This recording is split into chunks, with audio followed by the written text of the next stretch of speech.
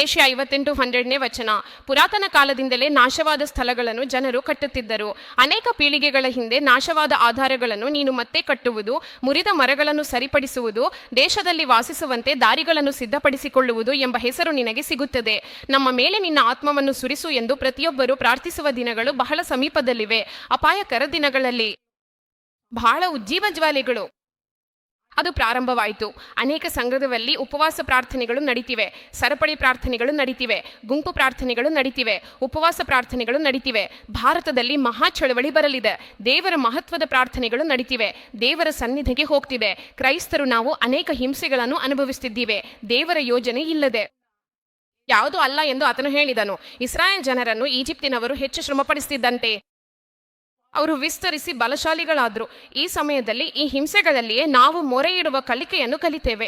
ಕಣ್ಣೀರು ಇರುವ ಪ್ರಾರ್ಥನೆ ಇಲ್ಲದೆ, ನಿಟ್ಟುಸಿರು ತುಂಬಿದ ಪ್ರಾರ್ಥನೆ ಇಲ್ಲದೆ, ಪಶ್ಚಾತ್ತಾಪದಿಂದ ಕೂಡಿದ ಪ್ರಾರ್ಥನೆ ಇಲ್ಲದೆ, ಮನಸ್ಸು ಬದಲಾಗದೆ ದೇವರ ಕಡೆಗೆ ತಿರುಗುವುದಿಲ್ಲ.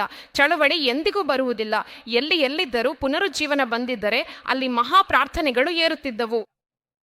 ಮಹಾಪ್ರಾರ್ಥನೆಗಳು ದೇವರ ಸನ್ನಿಧಿಗೆ ತಲುಪಿದ್ವು. ಆಗ್ಲೇ ಜನರು ಬದಲಾಗಿದ್ರು.